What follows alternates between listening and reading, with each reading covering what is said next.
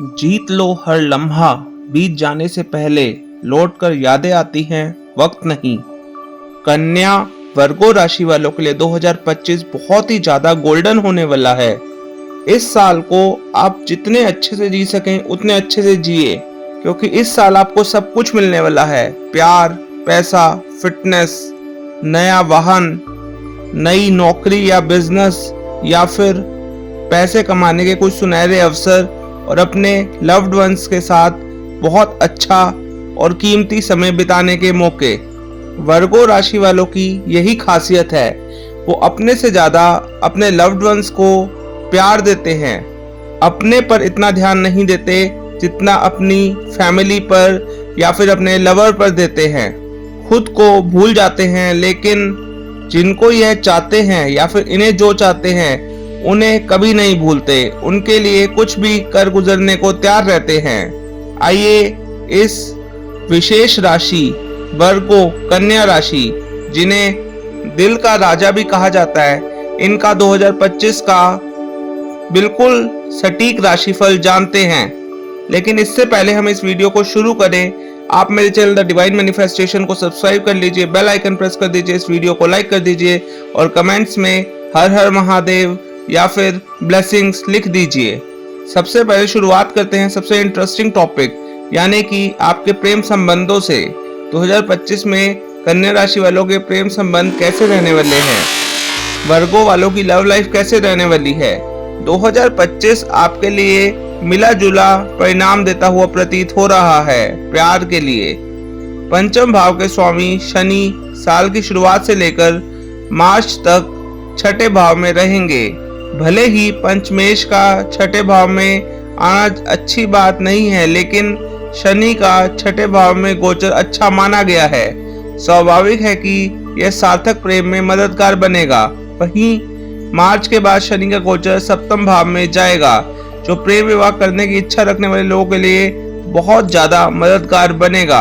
अर्थात जिनका प्रेम सच्चा है और वो प्रेम को विवाह में बदलना चाहते हैं, तो इस मामले में पंचम भाव का स्वामी शनि आपके लिए मदद का काम करेंगे। वहीं इसके विरुद्ध टाइम पास करने वाले लोगों के लिए शनि का यह गोचर अच्छा नहीं कहा जा सकेगा। देव गुरु बृहस्पति का गोचर प्रेम प्रसंग के लिए मई महीने के मध्य तक अनुकूल रहेगा, तो वही शुक्र का गोचर ज्यादातर समय फेवर करता रहेगा। कुछ विशेष परिस्थितियों में आप अपनी लव लाइफ का अच्छा आनंद ले सकेंगे, तो वहीं कुछ लोग प्रेम संबंध को लेकर निराश भी रह सकते हैं। इस तरह से प्रेम संबंध के लिए 2025 आपको मिले जुले परिणाम दे सकता है।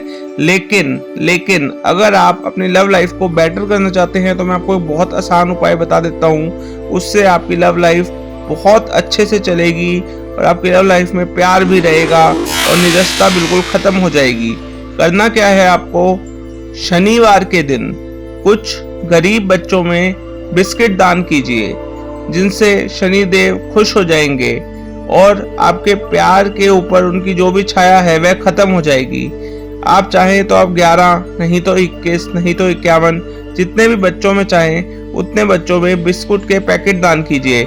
आप चाहें तो ये एक शनिवार कर सकते हैं और चाहे तो जितने मर्जी शनिवार तक कर सकते हैं 2025 में। इससे ना सिर्फ आपकी प्रेम जीवन बल्कि आपके जीवन के और क्षेत्रों में भी आपको बहुत मदद मिलेगी, क्योंकि शनिदेव चाहें तो आपका जीवन बहुत आसान बना सकते हैं। आइए अब जानते हैं आपके विवाह और वैवाहिक जीवन के बारे में।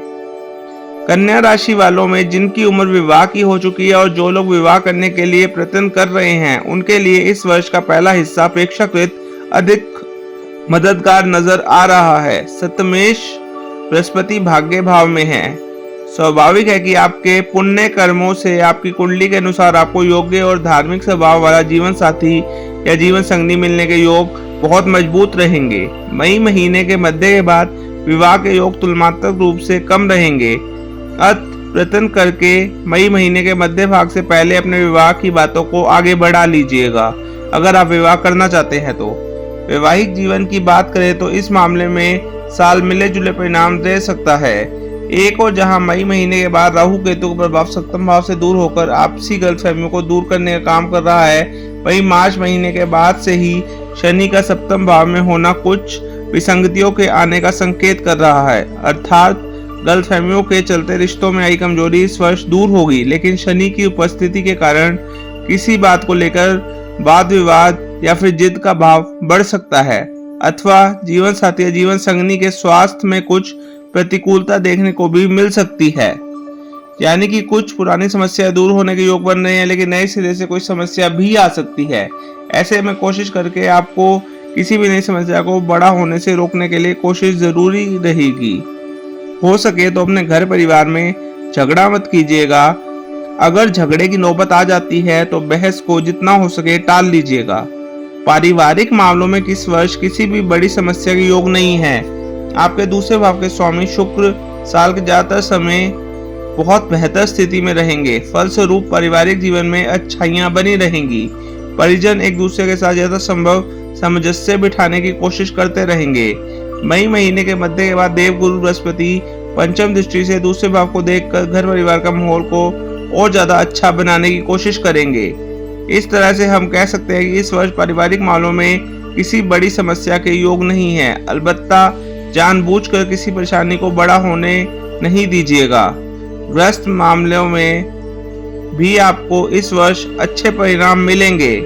मार्च महीने तक चतुर्थ भाव में कोई नकारात्मक प्रभाव नहीं है। साथ ही साथ बृहस्पति भी मई के महीने के मध्य भाग तक अच्छी स्थिति में रहेंगे। अतः तब तक सामान्य तौर पर ग्रस्त जीवन भी अनुकूल रहेगा, लेकिन मार्च के बाद से शनि का प्रभाव शुरू होगा, जो धीरे धीरे कुछ परेशानियों को बढ़ा सकता है। हालांकि मई महीने के मध्य के बाद भी बृहस्पति चतुर्थ भाव को देखकर अनुकूलता देने की कोशिश करेंगे, लेकिन कोई ना कोई विसंगति बीच बीच में परेशान कर सकती है। ऐसे में हम कह सकते हैं कि ग्रस्त मामलों में मई मध्य तक किसी भी बड़ी समस्या का योग नहीं है, लेकिन मई मध्य के बाद लापरवाही की स्थिति में ग्रस्त जीवन में कुछ परेशानियां आ सकती हैं। घर गृहस्थी से जुड़े मामलों को टाइम से कंप्लीट कर लेना बहुत जरूरी रहेगा आपके लिए। अति जरूरी चीजों की खरीदारी के प्रति बिल्कुल भी लापरवाही नहीं बरतनी है। फिजूल खर्ची से बचने की कोशिश करनी है। ऐसा करके आप ग्रस्त जीवन में अनुकूलता बनाए रखने में कामयाब हो सकेंगे। कन्या राशि वालों, भूमि और भवन से संबंधित मामले में इस साल का पहला हिस्सा ज्यादा अच्छा रह सकता है। चतुर्थ भाव का स्वामी बृहस्पति मई महीने के मध्य तक भाग्य भाव में रहकर भूमि और भवन से संबंधित सुख देने का काम करेंगे। यानी यदि आप कोई जमीन या भूखंड खरीदना चाहते हैं तो मई महीने के मध्य से पहले उसे प्राप्त करना ज्यादा अच्छा रहेगा। वहीं मार्च महीने के बाद शनि की दृष्टि इस मामले में कुछ धीमापन दे सकती है। हालांकि तब भी मई महीने के मध्य से पहले का समय ज्यादा अच्छा कहा जाएगा। इसके बाद भले ही बृहस्पति अपने भाव को देखकर इस मामले में उपलब्धियां करवाने की कोशिश करे, लेकिन कुछ छोटे मोटे पेच या कठिनाइयां रहने के कारण इस मामले में आपको कुछ निराशा हाथ भी लग सकती है। आपका मन खिन्न हो सकता है। वाहन से संबंधित मामले की बात की जाए तो इस मामले में भी साल की शुरुआत से लेकर मार्च के महीने तक पहल कर लेना ज्यादा अच्छा रहेगा। हालांकि मार्च से लेकर मई महीने के मध्य के बीच का समय भी औसत परिणाम देकर उपलब्धियां दिलवाने का काम करेगा, लेकिन इसके बाद यदि वाहन खरीदना बहुत जरूरी हो तो ही भली भांति चिंतन मंथन और संबंधित मॉडल या गाड़ी के बारे में अच्छी तरह से पड़ताल करके साथ ही साथ एक्सपर्ट एडवाइस लेकर ही आगे बढ़ना उचित रहेगा।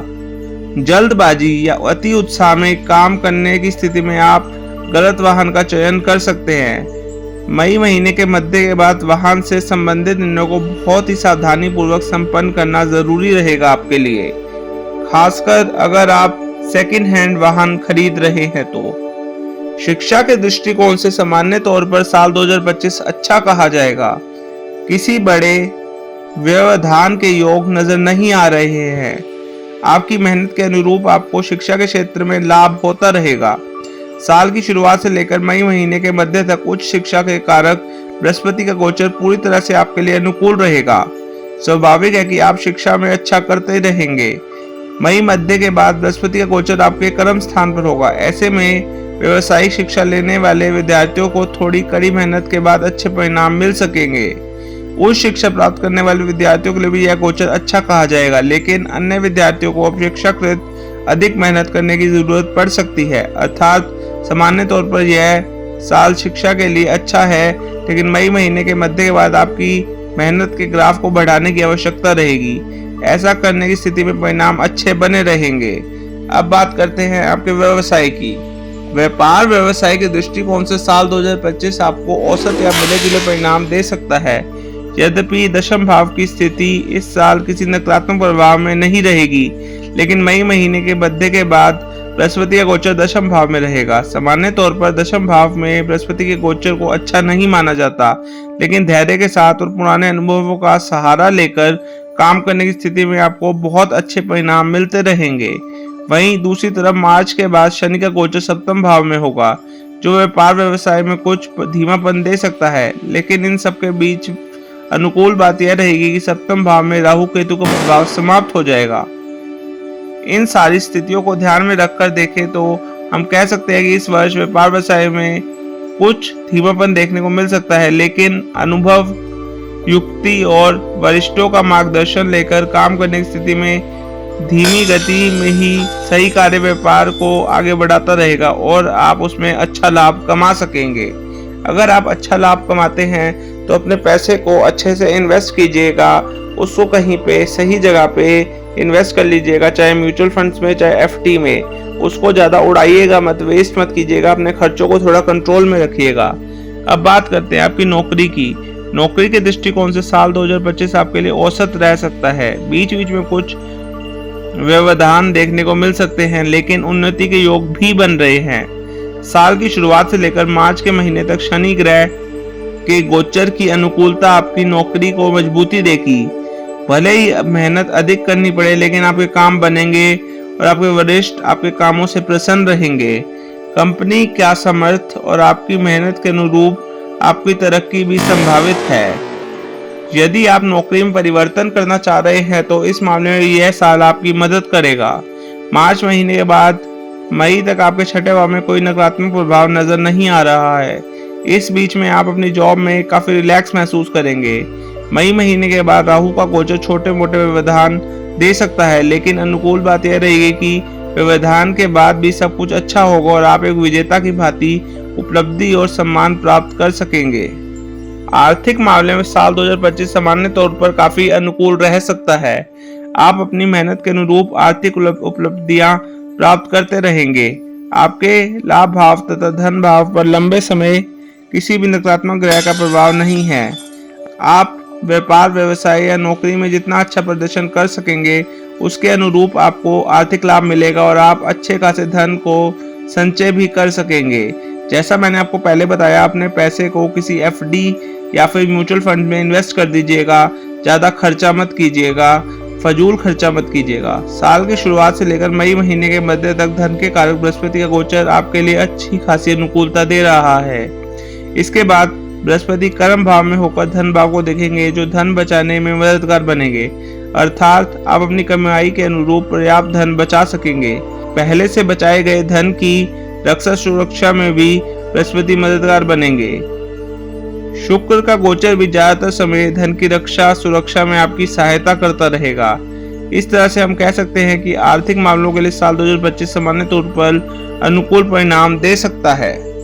अब समय है उन उपायों का जिनसे आपकी राशि दोष मुक्त हो जाएगी, आपके जीवन की राह आसान हो जाएगी। तो मैं आपको 3 बहुत आसान उपाय बताऊंगा। यह करके आप अपनी जिंदगी को बहुत हसीन बना सकते हैं 2025 में।